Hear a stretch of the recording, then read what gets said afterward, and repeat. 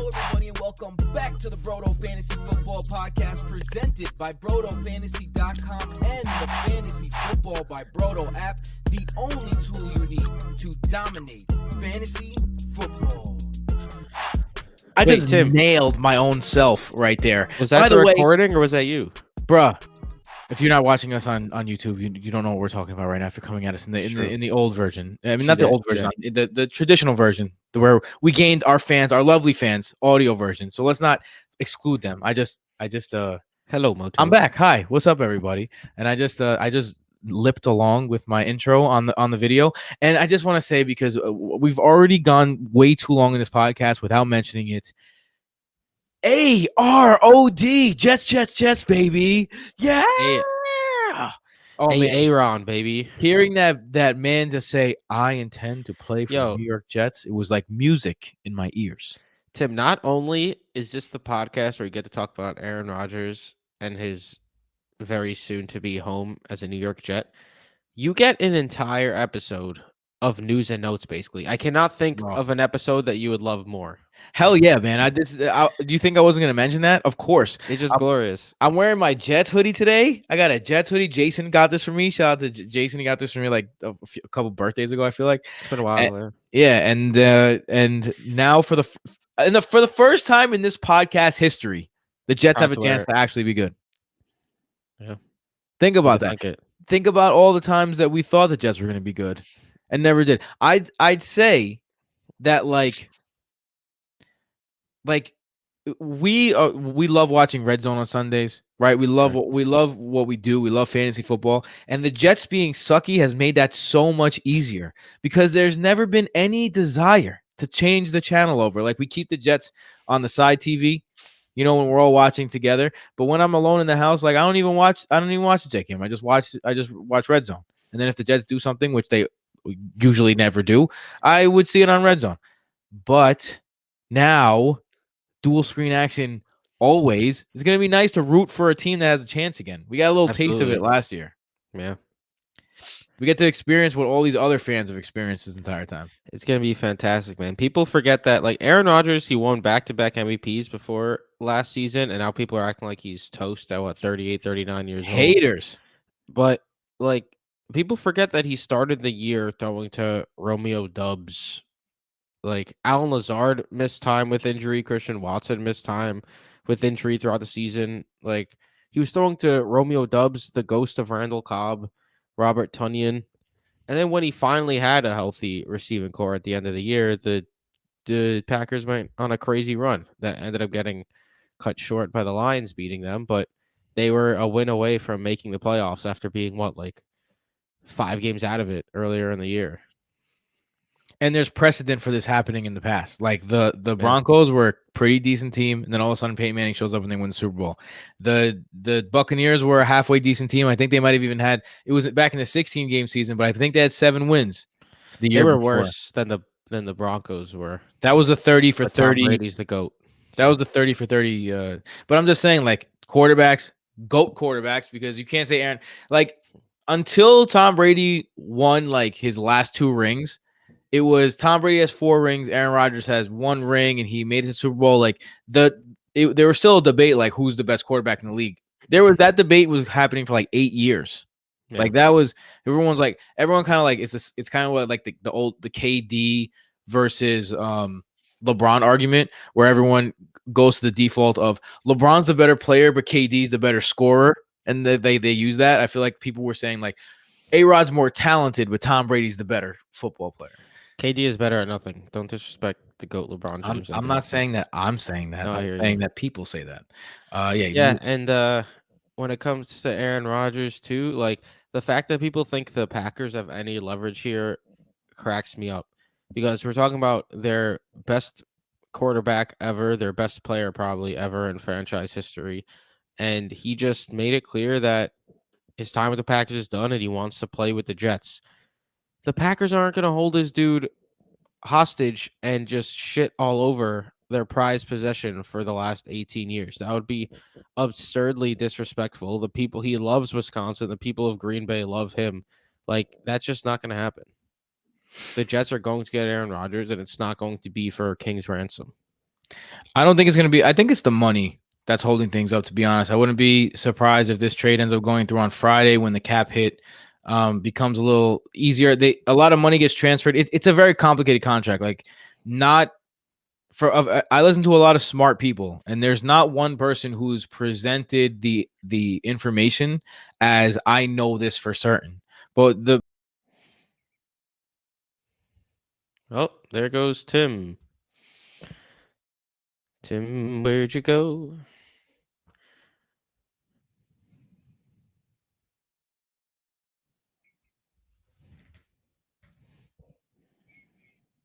hey, we're back. There he is. Hey, we're back. Sorry about that, everyone.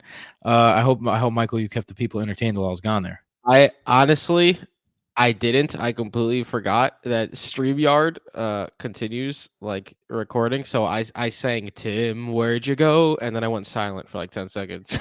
Oh my God, Michael, that's a terrible job by you And there. then I remember that StreamYard keeps rolling through. But Yeah, I mean, yeah, terrible job by me, but you are the one who, exited I, accidentally. I However mean, that happened. I just got disconnected. Who knows why?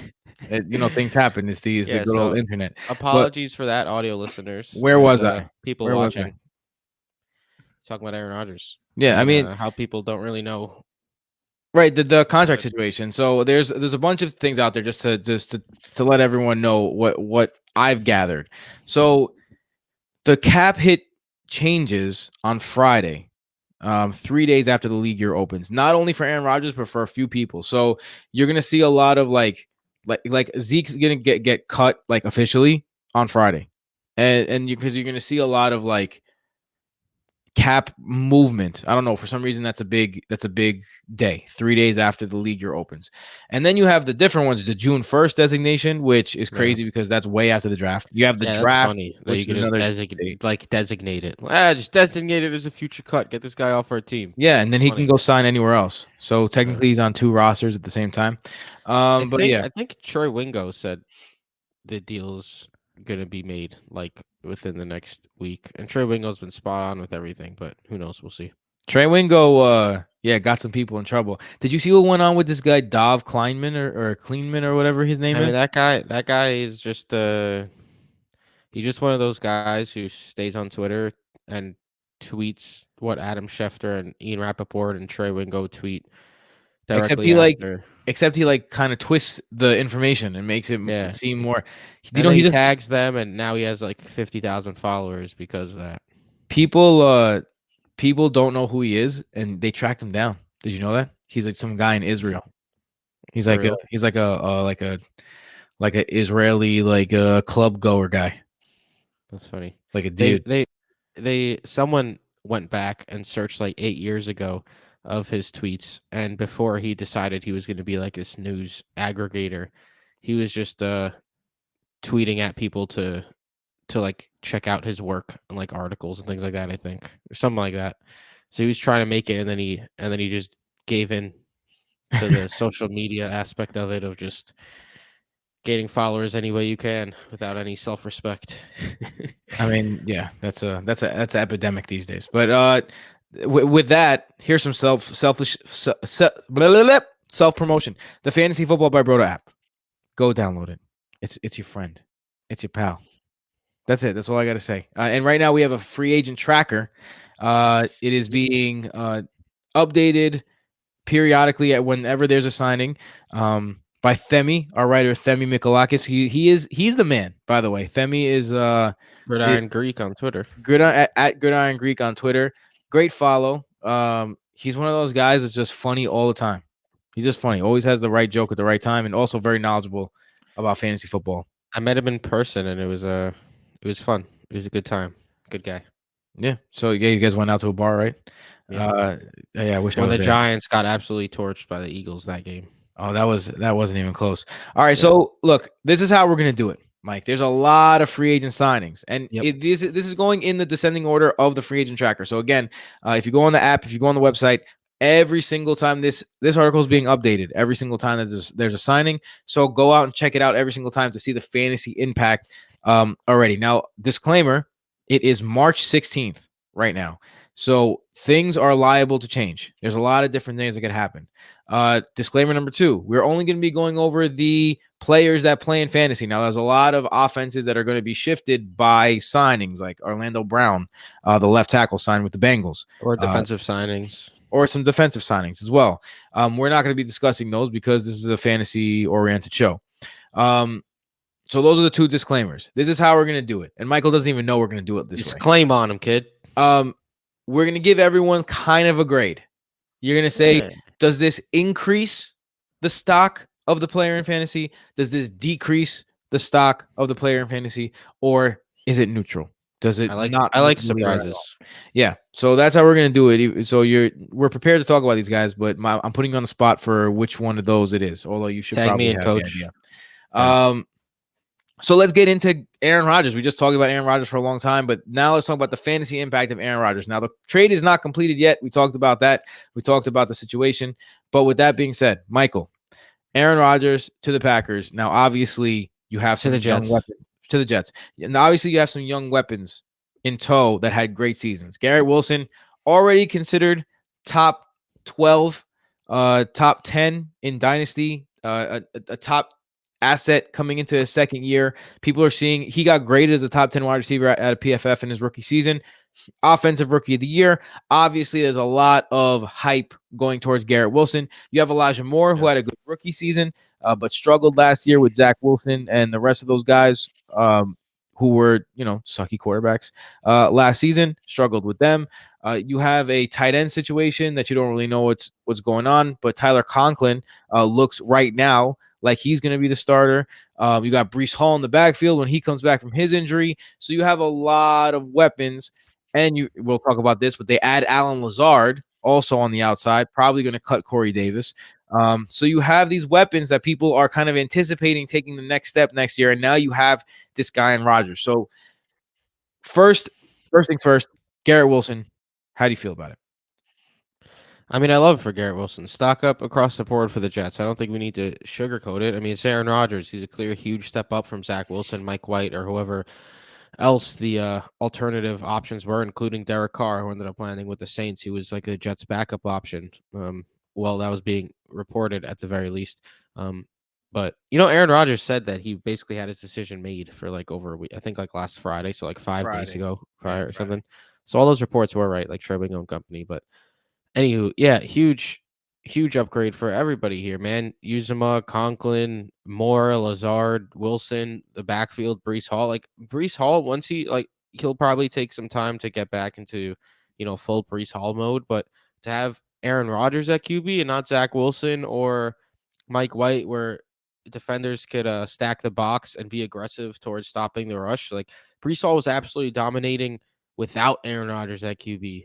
And now he's going to have Aaron Rodgers there. Like, it's just a huge step up for the entire offense. I'm going to be super excited to watch it. And as a Jets fan and as a fantasy fan, like Justin Jefferson's sophomore year, he was going late second round. And Jason and I were like, this doesn't make any sense. Like, this dude showed he was a stud rookie year. And we would reach and get him at the turn early second round very often. He was one of my most rostered best ball players his sophomore season, even though he was a second rounder, because I would just reach for him and draft him, because guys like Justin Jefferson, Garrett Wilson, they also like, what's his floor really? His floor is this season type of results, and that was with Mike White and Zach Wilson at QB. He's just a very, very talented wide receiver. He's going to be Aaron Rodgers' new number one.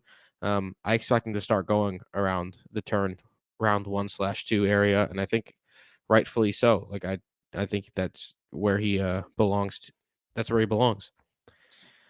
Yeah, I mean, it's hard to argue that. I will say this. A lot was made about Aaron Rodgers' wish list for guys that he wanted to play with. When he wanted Pat McAfee said that was a ridiculous statement. That they didn't have it. He didn't have that list. But with that being said, he didn't say he didn't have it at the same time. But he said he was asked about players, and he gave his opinion. Why wouldn't he? Right, exactly. But with that being said, you got to think about Aaron Rodgers' career as well. And, some people in the Twitterverse, they think they've caught like this nice stat, and they all run with it. And one of the stats is no receiver in their first 3 years has ever had over 1,000 yards with Aaron Rodgers. And I think that while the reason why they are using that stat is wrong to fade Garrett Wilson, the thought behind it, like when you think about the stat, the real thought is Aaron Rodgers is dependent on chemistry with his players. I think you've seen this over and over again. Aaron Rodgers has made a career out of chemistry with his players, has made a career about putting the ball on Davante Adams exactly where Davante Adams is going to get it, putting the ball on Jordy Nelson, on Greg Jennings, on Donald Driver, on Randall Cobb, putting these having timing plays with these guys where he throws back shoulder, he throws where they're gonna be. His offense and the way he rolls is definitely a timing kind of like don't worry, he has all the tools, but that's why these young players take a little time. You saw it with Christian Watson this year as well, how he was supposed to be the number one, struggled in the beginning of the year. Then he was also injured for injured, a yes, long but time. then even needed some time before he came into his own. I remember there was a big thing because they couldn't connect in the preseason, right? They just needed that time to develop with one another. And I think one thing that you might see next year is you might see a situation where maybe Alan Lazard is the guy for maybe week 1, week 2, week 3. And I will say, if that is the situation, then make no mistake about it, go and acquire yourself Garrett Wilson. I think it might be a slow start for Garrett Wilson next year, but I think it's going to pick up. And yeah, like you said, everyone gets the stock up on this one. Obviously, Aaron Rodgers is a huge. I even think, call me crazy, I even think Zach Wilson gets a stock up on this because Zach Wilson sitting behind Aaron Rodgers certainly isn't a bad thing. There's no other person. If you remember, the narrative was that was his favorite player growing up, Zach Wilson. When he met him, like him and Aaron Rodgers vibe, they worked out together or whatever. They already have a relationship. If Zach Wilson is willing to eat the bullet and be like, all right, well, I got to sit behind this guy for the next 2 years. Bite the bullet. What'd I say? Eat the bullet. Yeah, he got to eat that too. It might be a good thing for Zach Wilson, and maybe the Jets, have a linear path beyond Aaron Rodgers as well. Now that is I don't want to think about that. Wishful thinking. That's wishful thinking. But I'm just saying, everyone wins on this offense. Yeah. I do think it's that whole narrative is dumb though, that you were talking about with the needing years and years and all that bullshit. Davante Adams sucked as a rookie. He was a really bad rookie. He dropped a bunch of passes. He didn't run routes well. Like, he just wasn't a good rookie. The timing was a couple of years. It took a couple of no man, but they were also Jordy Nelson and Greg Jennings at that time. No, they didn't have Donald Driver in the past. They had Donald Driver. Greg Jennings definitely played with Davante Adams. Not always. I'm saying Davante Adams had okay, fine. But he had a season. And then what? And then for how many years? 5 to 6 years, Davante Adams was the star of the team. Like, who is Aaron Rodgers going to throw to reach 1,000 yards when Davante Adams is putting up 1,500 plus a year? He made Robert Tonyan have a Gary Barnidge type season because nobody on the team was catching passes that year. Like, silly. I know we're not going in order, but I'm gonna group Alan Lazard here too. 4 years, $44 million to the Jets. I like the Alan Lazard signing. Again, I'm wearing a Jets hoodie, so it's not that. In my unbiased opinion, and in my biased opinion, I just think this was a very glaring need for the Jets. A big-bodied wide receiver. Alan Lazard is a big boy, 6'5". They don't have a guy like this. As good as Garrett Wilson is, he's small. He's shifty. He's not gonna go he'll go over the middle because it's the new NFL, but he's not a big, strong 50-50 guy. He's just a very talented, athletic guy. They needed a big, strong, red zone athletic. Also phenomenal run blocker. Like, gives his all on the run blocking.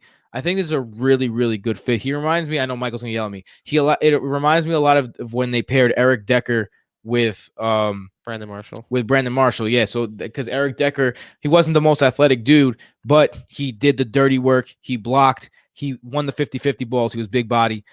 So it just reminds me a lot of that combination.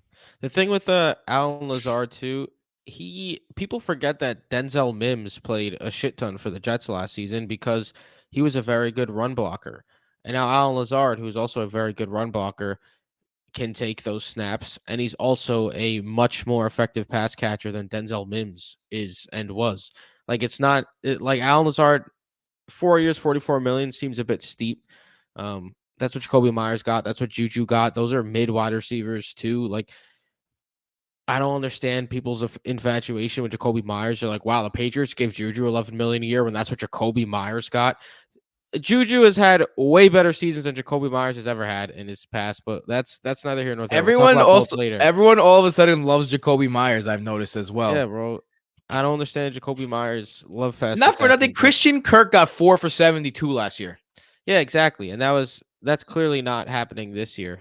People have learned, I suppose, even though Christian Kirk did have a good season, but nonetheless, Alan Lazard, he has the connection with Aaron Rodgers. Aaron Rodgers said that Alan Lazard is a absolutely great guy, and he's going to be happy to have him in New York. He's going to be a big body, like you said. He's going to run block.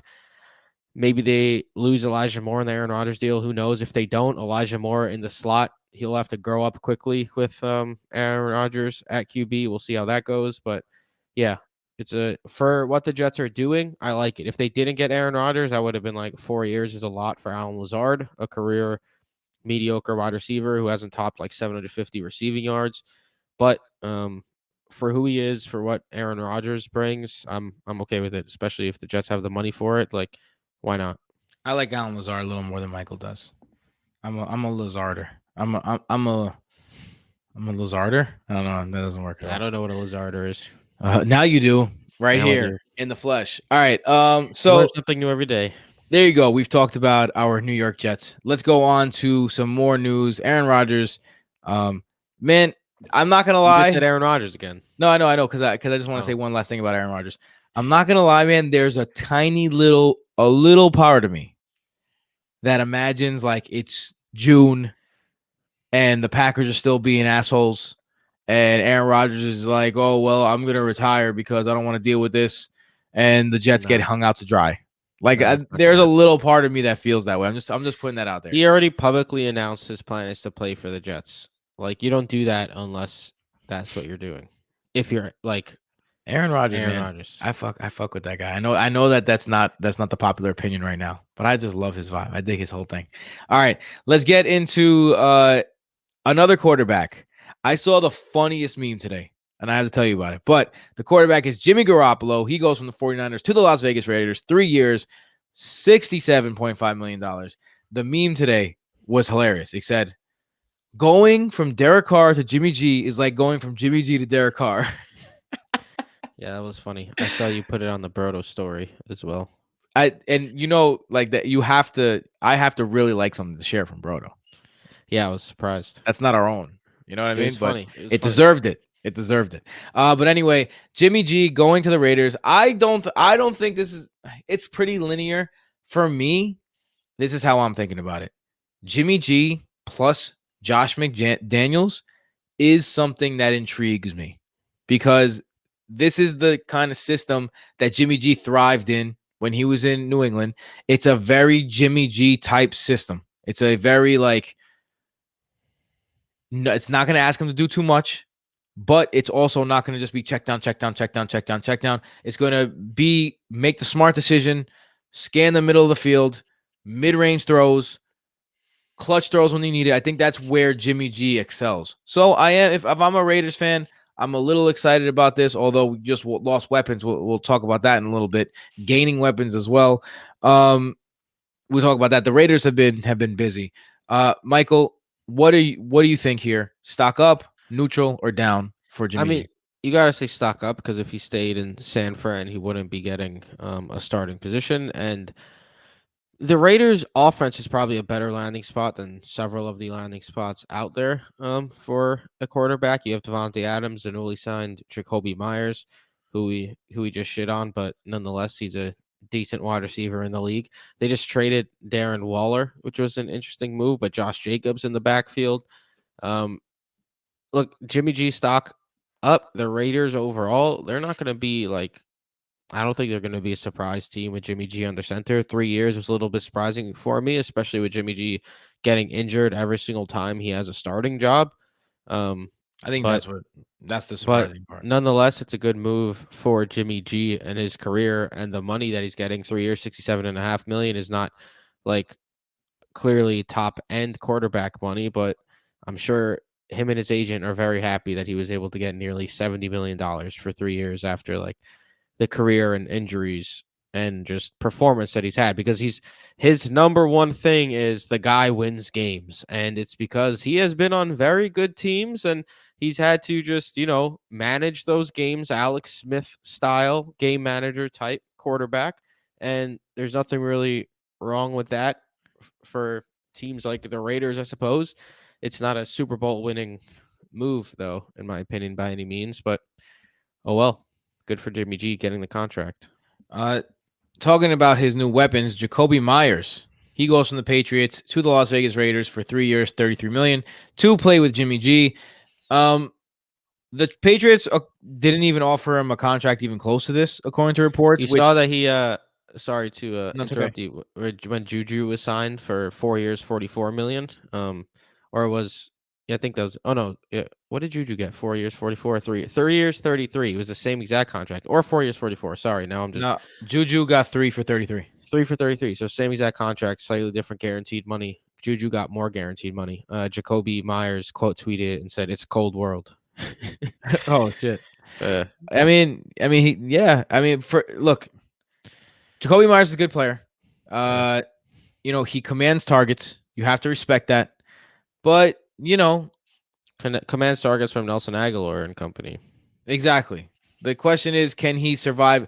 Here's the thing: when the Patriots don't try and re-sign their own guys, when they let their guys walk, it usually means bad things for that guy in the future. Like if you can't succeed with the Patriots, normally, and if the Patriots let you walk and think that you've overachieved, like they've gotten the best out of you, I think it's a red flag for me, to be honest. No, I agree. That's how I felt about when Brandon Cooks was traded. Obviously, Brandon Cooks ended up being better than I expected. That's when Ryan Mallett was traded. Even if we go back and Houston thought Ryan Mallett would be the answer, I was like, bro, Bill Belichick doesn't think Ryan Mallett's the answer. Good luck. Like he didn't trade Jimmy G away for scraps when Jimmy G was the backup. But anywho, Jacoby Myers already had a wins above replacement last season of one whole win for the Raiders last season. So it's going to be very interesting. Very interesting to see how that plays into 2023 now. I was about to correct you, and then I realized what you were saying. If you don't remember, guys, Jacoby Myers just threw a lateral to Chandler Jones, and they lost the game that way. Yeah. Yeah, it's an interesting move here. I think it's a downgrade for Jacoby Myers. He goes from clearly the alpha in the offense to now playing alongside Devontae Adams and being one of a few options on a team that's led by Jimmy G, who even when he's in a Kyle Shanahan offense, doesn't tend to support two wide receivers in the same offense. So I mean, Debo and Ayuk had their moments, but Ayuk I was don't even think never. I don't even think it's a downgrade, really. I think it's a neutral move. Like Jacoby in New England, despite all the targets, it was a fringe wide receiver 3 flex play. PPR was a little bit safer, but he was never someone you could just put in your lineup and be like, let's go. I have Jacoby Myers. I think it's going to be the same thing this year. He's going to be a flex type of play. He's going to have his big weeks. He's going to have his down weeks, and it's going to be a very Jacoby Myers-esque season. It's funny you say that, Michael, because in our home league this year, you acquired Jacoby Myers to be your wide receiver 3 and then said, yeah, I got Jacoby Myers. Well, my wide receiver 3 was waiver wire. Yeah, injured. Yeah, I had Cooper Kupp go down. So yeah. That one killed me in Dynasty. All right, let's go to another Raiders move, this time away from the Raiders. Darren Waller traded to the New York Giants for a 3rd-round pick. Definitely a surprising move here, on the wrong side of 30, but he did just sign a contract with the Raiders, and you got to remember, big contract the Giants are adopting. He's a young, old guy. Yeah. Because he didn't play the first few years, he was battling addiction. Just got married. There was reports in the media that said that Josh McDaniels accidentally leaked the fact that he was getting married to his WNBA wife. I can't remember her name, but apparently she's nice. Kelsey Plum is her name. Kelsey Plum. Apparently she's really good. Yeah. She plays for the Las Vegas Aces of the WNBA, and apparently there was anger because Josh McDaniels accidentally let it slip during the combine that he was getting married next week. No, I think it was told people. No. Kelsey Plum quote tweeted it saying it was probably because he wasn't invited to the wedding as a joke, and then everyone just like ran away with it. No, no, I'm telling you, it was a completely different report. Mm. I don't know if it was a I don't. Hey. Either way, he's traded to the Giants. The Giants trying to surround Daniel Jones with weapons. They've been in on DJ Chark, according to some rumors. But they get Darren Waller, a weapon for Daniel Jones. Obviously, they plan to Badly use him. needed. Yes, a badly needed weapon. Right now, he slots in as the number one receiving target on the team. So, with that being said, Michael, how you feeling about Darren Waller in the giant blue? I'm actually giving him an upgrade here, because while I'm not a huge fan of Daniel Jones as a quarterback, and I don't think Darren Waller has huge upside because of the offense that he's being traded into, he is entering a space where he could be the number one option in the passing game, like a Travis Kelce, like a Mark Andrews. Because look, the Giants, they have Darius Slayton, now Paris Campbell, Isaiah Hodgins. And Isaiah Hodgins last season in the playoffs, I told Tim start Isaiah Hodgins, and he went in. Um, I told people I was Isaiah very happy Hodgins was a about good that. streamer. Like Isaiah Hodgins had several good weeks when he was the number one option. Richie James even had good weeks when he was forced into being the number one option. Like, it's still a Brian Dable offense. He's gonna get players open. And Darren Waller, we know, is super athletic, very talented tight end. He's been injured over the past couple seasons, but people forget that he was arguably like the number 2 tight end in the league behind Travis Kelce the 2 years where he was actually healthy, putting up over 1,000 yards for the Raiders. And like Derek Carr is a better passing quarterback than Daniel Jones is, in my opinion. But Derek Carr left. Like Jimmy G was not um, going to be feeding Waller a ton with Devontae Adams and Jacoby Myers and company there. So I think it's a good move for Darren Waller's fantasy prospects as long as he's able to stay healthy. Yeah, I agree. I think that if whenever you go to a place where you're going to be the number one option, it's always a nice upgrade. Yeah. Speaking of going to a place where you're going to be the number one option, I love this fit. Stock up for Miles Sanders going from the Philadelphia Eagles to the Carolina Panthers. Finally escapes the ever committee of the Philadelphia Eagles and gets his own backfield. And I think that he's going to shine when given this opportunity. We saw Christian McCaffrey obviously shine in this backfield. We saw Devontae Foreman shine in this backfield. And now I know it's a new regime, Frank Reich in here, but Frank Reich's also the guy that handed the ball to Jonathan Taylor over and over again. He's going to have a young quarterback. So I think that this is a great fit for Miles Sanders. I think they're going to lean on him. I think that he has the chops to get leaned on. And if you are a dynasty rosterer of Miles Sanders or manager of Miles Sanders, I think you should be thrilled with this move. And if you're looking at him now, I think that by the time we get closer to the season, he's going to be one of these dead zone running backs that should be creeping up a little higher than the dead zone. When you really look at it, him being in the dead zone will kind of like, and that's, by the way, it's between rounds 4 and 7, will be kind of a steal. Him at RB2. That's how I feel about Miles Sanders right here in this offense. Michael, what say you? I think Miles Sanders stock up, I think, but also I think he's going to be like a case study of sorts, like DeAndre Swift, Josh Jacobs esque. And the reason I bring up those two names is DeAndre Swift has always been a guy where people say he's so good, he's going to be a star in his own backfield. And every single year, he's entering year 4 now. He's just been a committee back where he's been good when on the field, but like his rushing metrics have not been anything crazy. And people have just been wanting more and wanting more. They just haven't gotten it. And then you get a guy like Josh Jacobs, who people thought was going to be very good from the jump, was not very good for 3 years. In year 4, they were like, screw it, you're going to be a workhorse. And Josh Jacobs rewarded them handsomely and was an absolute star. Will Miles Sanders follow the DeAndre Swift path of, just remaining a committee type guy who isn't like ever really owning the backfield, or will he take the Josh Jacobs-esque path where now it's his backfield, and he's just going to get 80+% of the work in Carolina, and Carolina is going to say, we have you for the next 4 years, and we're going to use you for the next 4 years. $25 million is a lot to give to a running back, especially for a team like the Panthers, who isn't necessarily in win now mode. So I think it's going to be interesting to see, especially because Miles Sanders, he caught 50 passes, 400+ receiving yards his rookie season.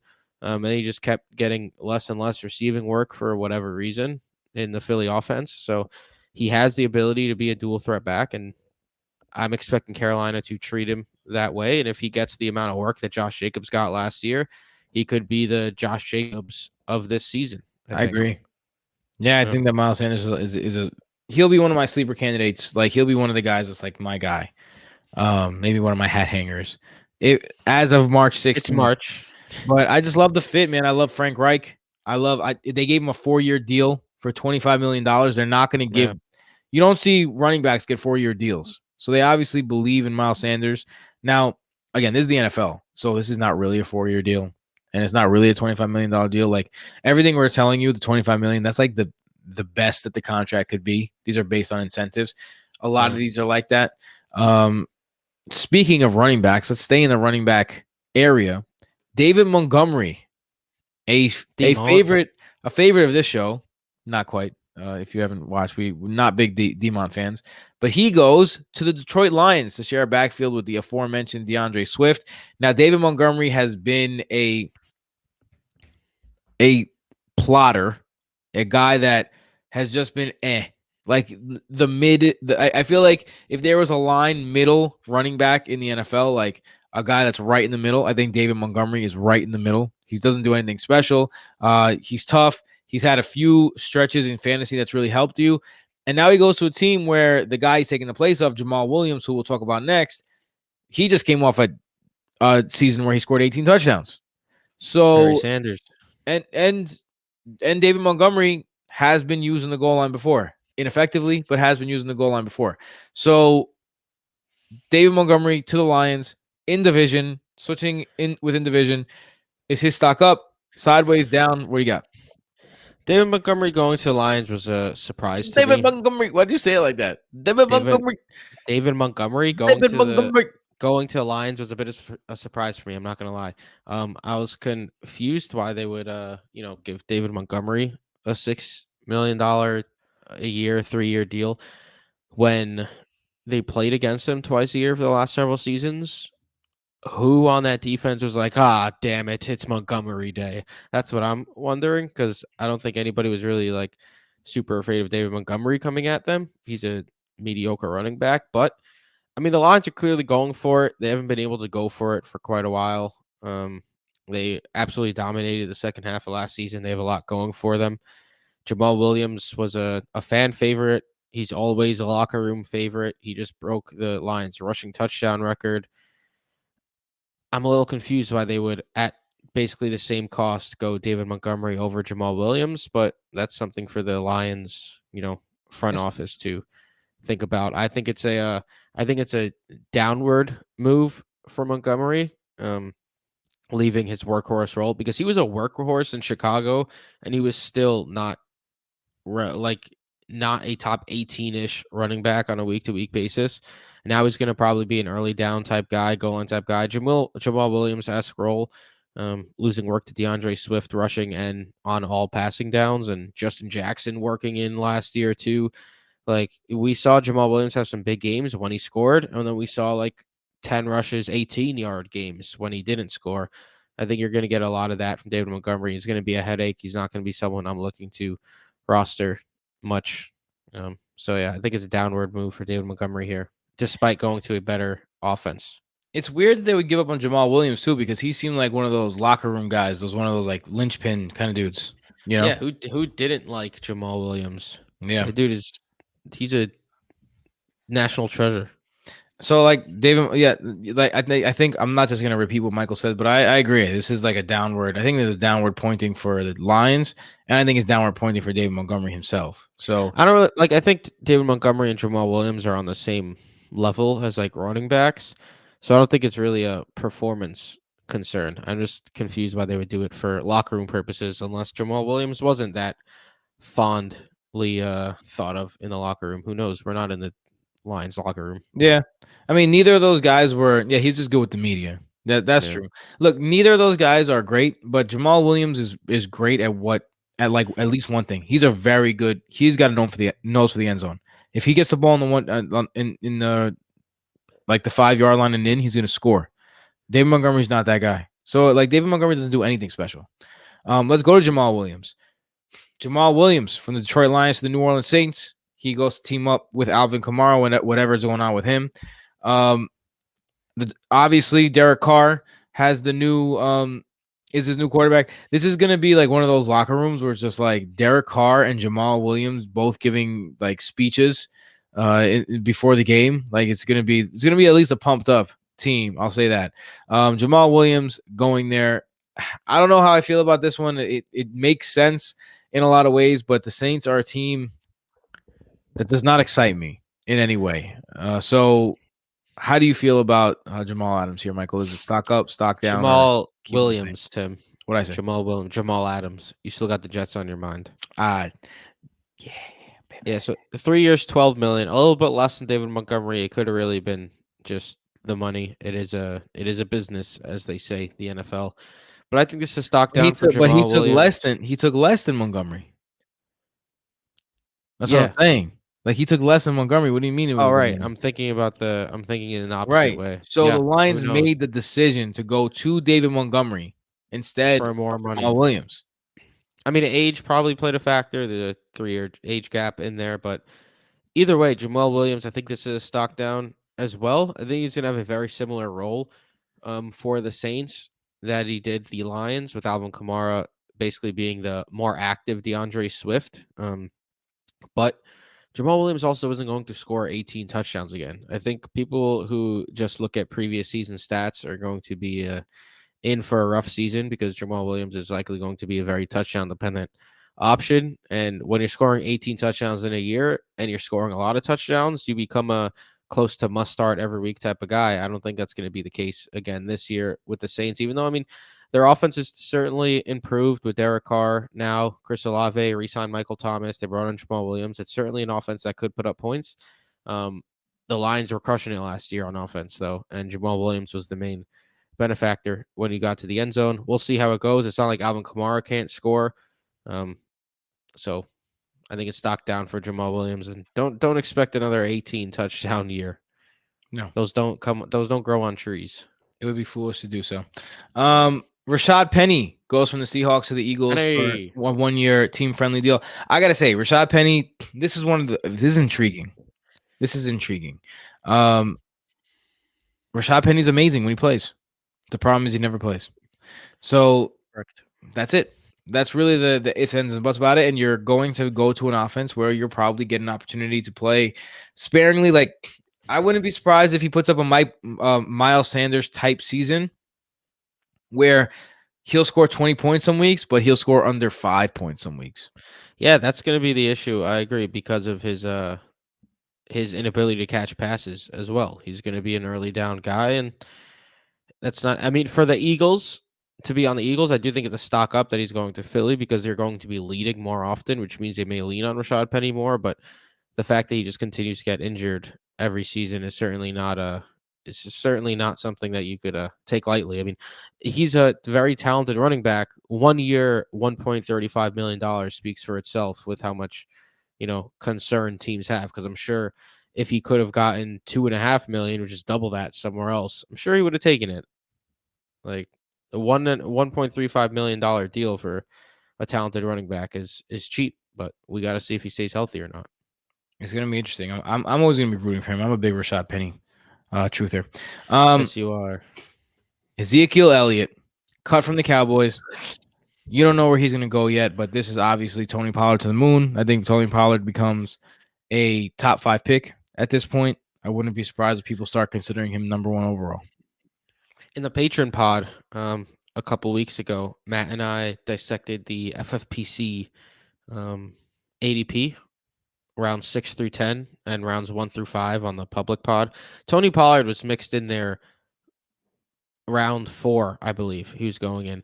And I was like, this makes absolutely no sense. Like, Zeke last year was a 3rd round pick when we were scared of Tony Pollard.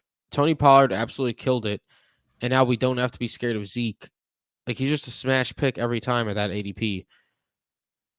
Like, if he remains anywhere close to that ADP, yeah, I agree with you, Tim. It makes no sense. I think he should be a easily top 15 pick as the star running back of the Cowboys. I'm talking about number 1 overall over here. Yeah, like, so if that ADP remains, he's going to be screaming buys for everybody here at Brodo. But yeah, Zeke. Let's see where he ends up. But He's been linked to the Bucks. his time in Dallas is what will they, bro? They're gonna get rid of Leonard Fournette and bring in Zeke. I mean, they already got rid of Leonard Fournette. Yeah, and bring in Zeke. I mean, Kind of a maybe they trade-off like is their that? running back slow. Maybe That's they're like like, all Jimmy right, G and Derek Carr. who are we gonna get? Let's get the slow ones.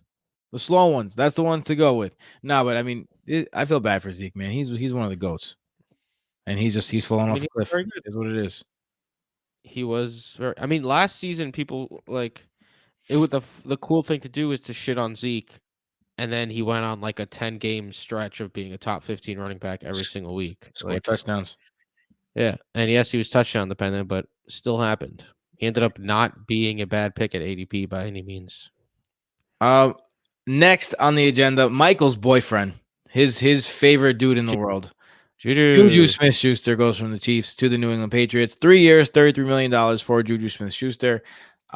Michael, what's your reaction on this one? I'm gonna let you get your mans out of the way. Yeah, man, it's a downgrade for me as a human and as a fantasy analyst. 'Cause you guys know we're Jets fans, so it's like I gotta root against Juju every week now, which is lame because I'm a Juju fan. And secondly, it's just catching passes from Patrick Mahomes last season.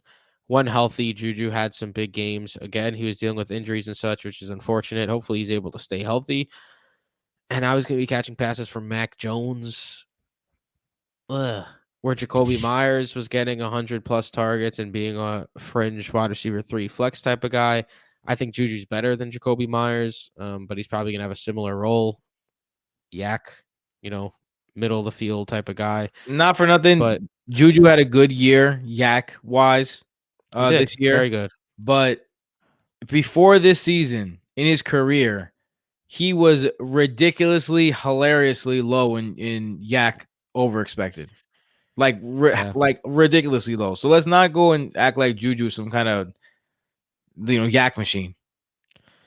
I'm just saying I expect he'll have a role similar to what Jacoby Myers had last season as the main target hog. But yeah, I just don't see Juju having great seasons in New England with Mac Jones on their center. And I think the Patriots offense is gross. I don't believe in Mac Jones. I never did, even after his rookie year. So yeah, not a landing spot I'd like for a receiver that I like. And Juju is that receiver. I think he's going to have a very similar, like when he was said, oh, he's going to be the number one option for the Chiefs this year. You're like, all right, fine. But they have Travis Kelce and, Patrick Mahomes spreads the ball around. So is that something I'm super interested in? And he ended up just being, I think it's the same exact thing, except now it's Mac Jones instead of Patrick Mahomes. Yeah, and true throw values aren't even close between Mac Jones and Patrick Mahomes. Like a target from Mahomes is way more valuable than a target from Mac Jones. And I don't think that's going to change anytime soon. No, me neither. All right, Michael, we get to actually one more that I want to really get into, and then we'll hit the turbo speed button. Not turbo speed, but let's speed it up a little. This one's interesting. Samaje Perine goes from the Bengals to the Broncos. This is interesting for two reasons. The first, the assumption was that Joe Mixon was getting cut this offseason. What happens with Joe Mixon now? Does this make I think it was actually, I think earlier today, he's not being charged with anything with the whole shooting. Still, they were talking about cutting him even before that. He has a bunch of guaranteed money on his deal. He signed that big deal. His lack of skill, yes. And his lack of skill, yes. So, I mean, could the Bengals be in on a guy like Derrick Henry? Could the Bengals be in on Austin Eckler, who has demanded a trade and has that would be crazy. Gotten permission to seek a trade? I think Austin Eckler would be a phenomenal fit on this Bengals team. That would be wild. The Bengals offense would be unstoppable. I would definitely like to draft Austin Eckler if that was the case. But with that being said, it's interesting too because he signs with Sean Payton and the Denver Broncos. Famously, Sean Payton is the architect of the Mark Ingram, Alvin Kamara 1-2 punch. You have Javonte Williams coming off an injury, and now you have Samaje Perine, who last year, he was never really a pass catcher, and then last year he exploded onto the scene as this pass catching back. And he was a pass catcher because he was a very good pass blocker. Sure, fine, but he wasn't considered one of the pass catching backs of the league. He would play on third downs. Yes, he was a third down back. but he was not like, oh, Samaje Perine, what a great pass catcher. Last year, it was Samaje Perine, what a great pass catcher. Like he took phenomenal strides forward in And a his career workhorse whenever development. Joe Mixon was out as well. Right. Remember, this is a guy who kind of fizzled out in Washington. Was He a was a backup. joke. Remember, people were like, Yeah. it's Samaje Perine. He really turned his career around in Cincy. Yeah, man. So like he does, and he's gonna get a chance now because you don't. First of all, Javonte Williams, you don't know where his injury is at. You don't know where he's at in his recovery. And then on top of that, he's gonna get touches. 2 years, 7.5 million is not starter money, but it's definitely touches money. So if I'm Samaje Perine, I think his outlook is up. Yeah. I mean, If you're listening, I'm using hand signals. If he's like here last season with Cincy, I think he's like all the way up here. I got a big high jump. Yeah. Because honestly, like this may sound crazy. I think he could be the James Conner 11th round James Conner of like 4 years ago when Le'Veon Bell got injured, when he was the first overall pick, and then James Conner ended up being a league winner, had a tremendous season. Javonte Williams is already injured. He just continues to get injured. He's never really proven anything on the field. He's not going to be a workhorse. Samaje Perine, when he was a workhorse for the Bengals last season, he was a top 15 running back every single time, no matter what. Don't even think about it. Start him. Right. He ended up playing more snaps than Joe Mixon in their game against the Chiefs that they lost, and it wasn't like it was a blowout game. It was a very, very tight game the entire time, and he was trusted more than Joe Mixon in that time period. And look, if Javonte Williams is like I think they're underestimating the injury. If he ends up getting injured again or something crazy happens where he's unable to really play much next season, Samaje Perine could be one of those like huge late round picks that immediately makes a huge impact for your team. Yeah, we're on the same page. I think that although you're a little higher than that was, James Conner for the stars on March 16th. I'm not saying he's gonna be a top 5 running back next season if Javonte Williams goes down, but I think he could have that James Conner-ish effect where he could be like a top 15 running back if Javonte Williams is unable to play next season. All right, Michael, we got 12 players left. We're 53 minutes into the podcast. Do you think we're bringing it in under an hour? Let's find out. Darius Slayton returns to the Giants. 2 years, 12 millions, up, down, in between. Kind of funny that the Giants, like Darius Slayton had a very good season this past season after the Giants, after he already had a very good season for the Giants a few years back, and they just kind of benched him, and then they were like, oh, I guess we'll play Darius Slayton this year because we have to. And then he played well again. And now they re-sign him. It's very confusing. I guess they trust him now. It was a new system. 2 years, 12 million is also not like a huge deal where you think like, oh, they trust this guy. But it seems like he's going to have a role. But Isaiah Hodgins was good last season. Richie James. They brought in Paris Campbell, who's probably going to take all Richie James' snaps. Like, I don't know. We'll see. I think it's neutral. He's staying with the same team. I don't think Paris Campbell affects much for Darius Slayton. But, yeah. I shout out to Darius Slayton for winning over 2 separate, coaching staffs. He was a late round pick, I think 5th round pick out of Auburn.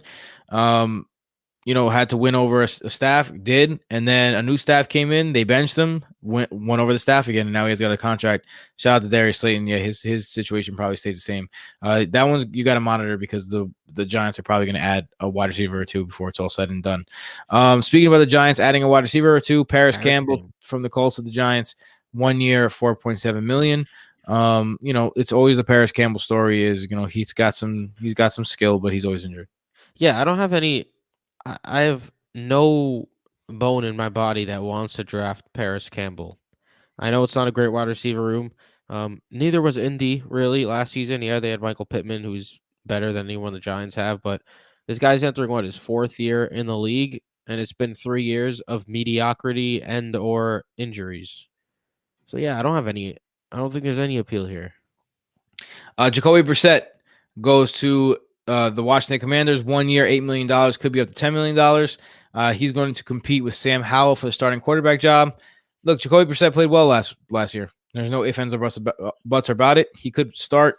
I'd be comfortable starting his weapons with him at under her center. Yeah, I mean the Browns were a top half of the league scoring offense. Jacoby Brissett under center. They were terrible with Deshaun Watson under center. Like Jacoby Brissett was kind of balling out last year. Not Surprisingly, kinda. He he was had doing a it. he had a Geno Smith light type of year. Not obviously at Geno Smith's level, but Jacoby Brissett was playing very well. And then obviously they had to start Deshaun Watson after the contract they gave him once he returned, and the Browns paid for it by sucking the rest of the way. And now Brissett lands in a spot. I think it was very smart for him to go to Washington, competing against a sophomore fifth round quarterback who apparently has the job. Yeah, sure. A fifth round quarterback has the job on March 16th. I think there's a very good chance that Jacoby Brissett, even if he doesn't start right away, takes Sam Howell's job if Howell struggles. But I also think there's just a chance that Jacoby Brissett is a starting quarterback heading into week one, because he proved last year that he could be a solid quarterback in this league. Washington has solid weapons, and they're not looking to rebuild. They want to win now, and Jacoby Brissett, I think, has a chance to be a solid quarterback for the Commanders. Hayden Hurst finds himself on his third team in 3 years. He goes to the Carolina Panthers on a 3-year deal for $21.75 million. Played well last year. It's a decent weapon. I wouldn't be drafting him, but he's probably got some streaming potential next year with CJ Stroud probably as his quarterback. Well, we'll see who they draft. But yeah, CJ Who Stroud do is you got? betting favorite By a currently. lot. Yeah. I mean, who knows? Maybe it's Justin, not Justin Fields. The other dude, I'm blanking, or Anthony Richardson. Anthony Richardson. Yeah. But I'm talking about Bryce Young. other, Bryce Young. There you go. But anywho, yeah. I mean, I was confused by this deal. The Panthers, they're like stuck in limbo. They traded away DJ Moore, but then they signed Miles Sanders, Hayden Hurst. I don't know. They seem to be trying to rebuild very, very fast, and they want Hayden Hurst and Miles Sanders for the next year, year 2 and year 3, rather than this year to compete right away. And DJ Moore, not so much. But anywho, it's a whatever move. I'm not gonna be very interested in Hayden Hurst, but I do think it's Michael, a little bit of an upgrade. You're trying to just make us go over the hour mark. I think it's a little bit of an upgrade, though. I did want to say that compared to all the target earners in Cincy. Taylor Heineke goes to the Atlanta Falcons on a 2-year deal. Right. People were thinking that maybe he had a chance to start, but he came out and said that his mindset is to back up Desmond Ridder as much as he can. So, look, he's getting paid pretty well. Because I'm the Taylor. Yeah. This is quarterback insurance money for sure here. Yeah. If Desmond Ridder is going to be the quarterback, or if they draft a quarterback, this is if we need you and we don't want our season to be a complete waste of time. Taylor Heineke, you're going to be our starting quarterback. Otherwise, you'll be our backup, I think. I don't see him going into week 1 as a starter, similar to how I think Jacoby Brissett could. I don't really think it's going to be an option here. I think it's more of just an insurance policy type of thing. Like, even if Desmond Ridder plays so bad that Taylor Heineke has to come in the first half of week 1, that I don't think is out of the cards, but I don't think he starts week 1. The ice cream sandwich. Robert Woods goes to the Houston Texans to give them some veteran presence. 2 years, $15.25 million. I mean, his days as a fantasy asset is probably done. But he will be on the Texans. Yeah, it's not where you want to go either. No. Jonnu Smith gets traded from the New England Patriots to the Atlanta Falcons, which is interesting. Skip this one. I don't know. It's a little interesting for me personally because his head coach was Arthur Smith the last time he had a good season. Yeah, had a good season, aka caught some touchdowns. Yes. Whatever. Yes. AKA. Baker Mayfield looks like he's going to be the starting quarterback for the Tampa Bay Buccaneers. Poor Bucks. When you are a first overall pick, you get limitless chances, folks. That's how it works in the NFL. But when it comes down to Baker or Kyle Trask, I understand them thinking maybe we should just go ahead and get Baker. Should have got Sam Darnold. Let's go to Sam Darnold. Who did Sam Darnold sign with? Sam Darnold signed with someone. Niners. Yeah. He might start for the Niners week 1. I'd like to see Sam Darnold in the Niners offense. If Brock Purdy was able to do what he was able to do, I could see Sam Darnold tearing it up in the Niners Bro, offense. if Sam Darnold takes the reins and balls out, you will be so annoyed by who I am. Timmy, You just won't be able to be Tim, around me. a 49ers, Darnold led 49ers team versus an Aaron Rodgers led Jets team for the Super Bowl. That would be bittersweet for me. That would No, be it wouldn't. bittersweet. Shut up. I You'd be love rooting hard Sam for the Darnold, Jets. man. I really do. James Robinson, New York Jets to the New England Patriots, 2 years, $8 million. Okay. Bill Belichick continues to just make head scratching free agent decisions, and people don't want to say it because he's Bill Belichick. I mean, James Robinson was toast. We saw it last year. He could not move the ball at all. Yeah. Let's I mean, go. I will say that is pretty good for Ramondre Stevenson, though. Yes. Deontay Foreman. This is an interesting one. Goes from Carolina to the Chicago Bears. Bears. Mostly because Deontay Foreman has a track record of success now, and Khalil Herbert is not going to have the backfield to himself. I think that this is an interesting move also because Deontay Foreman and Khalil Herbert kind of do the same things. They're kind of the same type of back. So it's not like this is a change of pace back. This is someone who's going to like take, one out of every 3 drives. But Khalil Herbert was better than David Montgomery last season, basically the last 2 seasons. So it's about time they just let him be the leader of their backfield. Robert Tonyan goes to the Chicago Bears as well. 1-year deal. The terms are to be announced. He joins Cole Kmet, everyone's favorite, not needed fantasy tight end. And finally, Gardner Minshew goes from the Eagles to the Colts. $3.5 million to back up maybe Lamar Jackson. The Colts are kind of like clearing cap space right now. It's an interesting fit. A little disappointing, I think. Gardner Minshew not only signing for only $3.5 million when Taylor Heineke got 10, Jacoby Brissett got 8, and Baker Mayfield got 8.5. Like Gardner Minshew, I think, has shown more than those guys. Maybe not Brissett, but still a little surprised that he settled for 1 year, $3.5 million. But I guess he sees a path to playing time in Indy, and maybe bringing that into a bigger contract next season. That's it. That is the fantasy reactions to the latest free agent moves. We talked. And we talked some more. It got a little tedious there at the end when we talked about players that are probably not going to have an impact. But I really enjoyed like the first 15 minutes of this episode were fire. You know what was my favorite, Tim? Around the 4:30 to 5-minute mark where you exited, and I kind of just forgot the StreamYard keeps going, and I sang, and then I was silent, and then I was like, wait a sec, I can't end this recording. The recording's still going. And right when I was about to start talking again, you hopped back in. That was fun. Yeah, I was going to cut that out for the audio listeners, and now you just ruined it. So maybe I do cut it out anyway, and they'd be just like, what? When was this? Yeah. That was right in the middle of our Aaron Rodgers talk. You know what? Go watch. Yeah.